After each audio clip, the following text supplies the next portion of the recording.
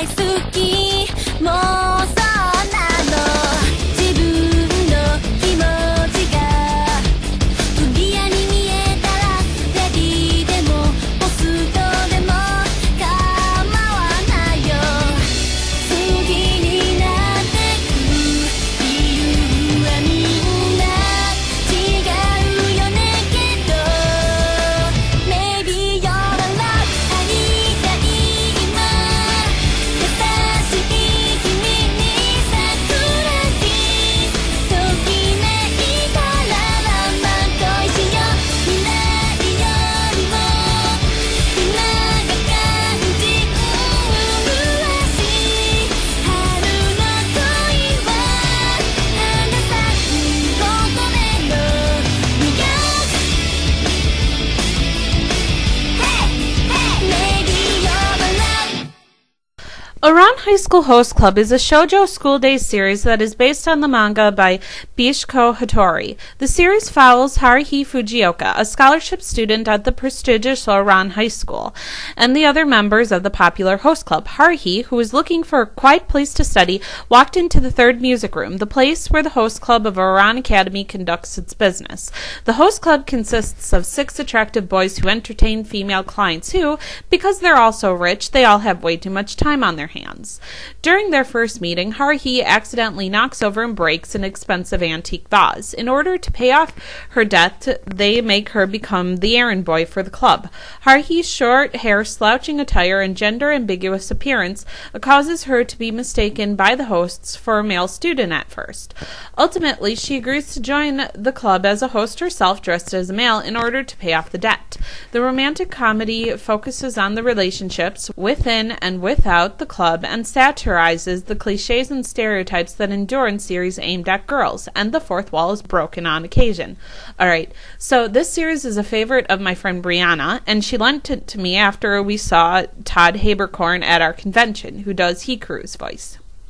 She told me that it was a reverse harem, and I'll be honest and say I didn't expect much from this series, but I'll watch pretty much anything, and I haven't seen that much shoujo, and I want to familiarize myself with all types of anime, so I watched it, and I really did like this show. Not that much at first, though. It really didn't get me to laugh until the 4th episode, where we meet Renge. She lived in France, but she comes to Japan to meet Kyoya because he resembles the lead character in a dating sims that Renge spends like all of her time playing, and she was convinced that Kyoya was the character that she was in love with. So basically she's a delusional fangirl.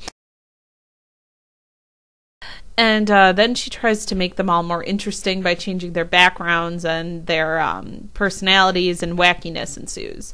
And all of her genre savviness is great. When she gave tips to Nekozawa to make him more likable, saying how, you know, girls can find troubled boys cute, but he has to act a certain way, of course. And, you know, that reminds me of how girls talk about, like, Sasuke and stuff. And this series is completely unapologetic about what it is, and it doesn't take itself too seriously, and usually whenever anything heartfelt happens, it's immediately undercut with a joke. But this happens less and less as the characters grow and the series progresses. But this anime really did deliver on the laughs, and it was honestly fun to watch. The series also has a way of making you care about the characters too. They are all pushed to the point of ridiculousness, but somehow it all works. When we start out, we have the guy with the cold demeanor, boy Lolita, quiet guy Twincest, and the oh-so-perfect Bishonen.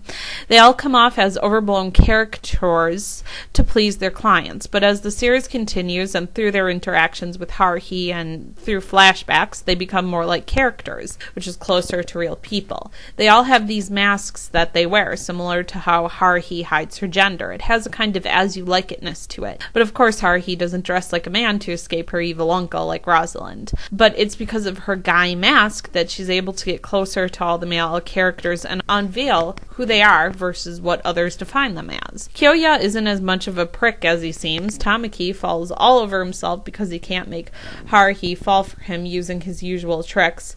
Honey has to suffer ridicule from his family to be himself. Mori's stoic attitude comes from his need to protect Honey. And Hikaru and Kaoru are almost desperately lonely, which I think explains why they're so close when they're not putting on an act for others. Although Hikaru and Karu's relationship is still slightly ambiguous. I slept in my sister's bed regularly till I was 12 because I was a lonely child. So I don't think that they're really sexually attracted to each other, just far too dependent on the other one. And yeah, they probably do need therapy, but you know, whatever. But Hikaru does have a mad crush on Haruhi, and so does Tamaki. And Tamaki's relationship with Haruhi, it really is pretty sweet, and I did enjoy that. And on the flip side, I liked Hikaru and Haruhi as well. So I really wouldn't have minded either couple, but it's clear that Tamaki will be the one to pair up with Haruhi because, like I said, none of Tamaki's charms works on her, so Haruhi gets to know the real Tamaki, and it's clear that she likes what she sees in him. But yeah, all of the 6 boys and Haruhi kind of see each other as being one big family, and they're also happy to be with one another, and this becomes really clear at the end of the series and the events that transpire in the last episode. It's all very sweet, and it did get me to shed a tear. Another thing I liked about this series was there was a lot of clever writing in the show. There was a line that gets repeated in episode 17 that means something different at the end of the episode than when it was first said. Haruhi tells Kyoya that it's unfair for him to know so much about her family while she knows so little about his, and he says that that's an intriguing notion in its own way. This is kind of a cold, ash-holish way to say, yeah, guess you're right, huh? But then at the end of the episode, Haruhi says that being a good guy comes naturally to Kyoya because of something nice he did, and it doesn't make sense for him to pretend to be a jerk, to which he repeats, that's an intriguing notion in its own way. But I did have some issues with the series. And okay, so I'm not somebody who usually complains about dubs, but I have a complaint with this one. Now, I like most of the English cast for this anime, especially the woman who played Haruhi, but I don't like Vic Mignogna as Tamaki because his voice sounded far too much like Edward from Full Metal Alchemist, of course, and it was distracting to hear Edward talk about how pretty he is. It's like, Vic, dude, I love you, and you're awesome at your job, and you're so great with us, your fans, but you think you couldn't have changed your voice up a little bit?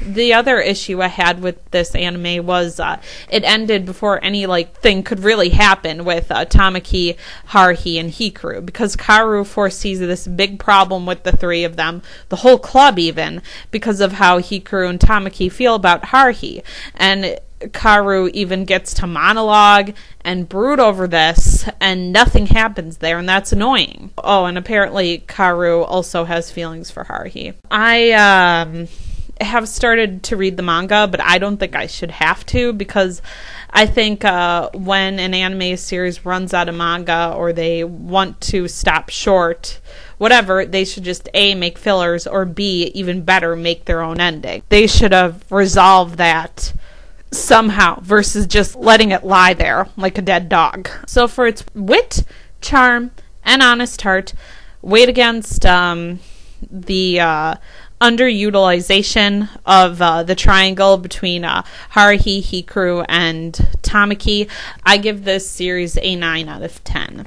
So who do I recommend this to? I'll start out by saying who I wouldn't recommend this to, and that is people who don't like anime. They can shy away from this one, because if you don't know anime and anime culture, 60% of the humor will just fly right over your head.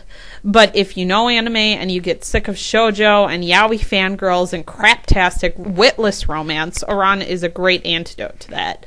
Also, I think sometimes girls need to enjoy being girls like guys need to enjoy being guys, and Ouran does celebrate its genre as well as parodies it. So get your Bishonen and your shoujo romance on without having to sacrifice any brain cells. Have yourself a good laugh now. Mwah! Auf Wiedersehen!